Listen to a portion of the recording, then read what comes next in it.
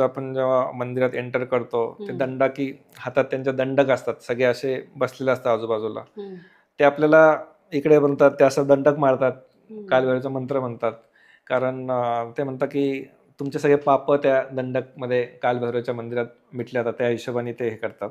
आणि यस तो एक आणि मी जसं मंदिरासमोर गेलो आणि तिथं आपण जसं दक्षिण पेटीमध्ये पैसे ठेवतो तसं तिथं ठेवलं मी. आणि तेवढ्यात ते गुरुजी म्हणले, तुम्ही एकटे का? आप अकेले हो क्या? म्हणलं हा अकेला हो. तर आ जाओ बोले पीछे के दरवाजे से. आणि मला मधून दर्शन करायचं एक सौभाग्य भेटलं कालभैरवचं. फर्स्ट टाइम बघत होतो मी कालभैरवांना, म्हणजे समोरासमोर असं की. आणि खूप म्हणजे मस्त एक छान अनुभूती होती कालभैरवांची. मग मी डिसाईड केलं की तिथंच बसूया म्हणजे मंदिरात, कारण मला दुसरं काही काम नव्हतं. मी फक्त मंदिर करायला होतं, नाही फिरायला आलो होतो काशीमध्ये, जस्ट एक कालभैरवासाठी आलो. म्हणलं मग व्हाय नॉट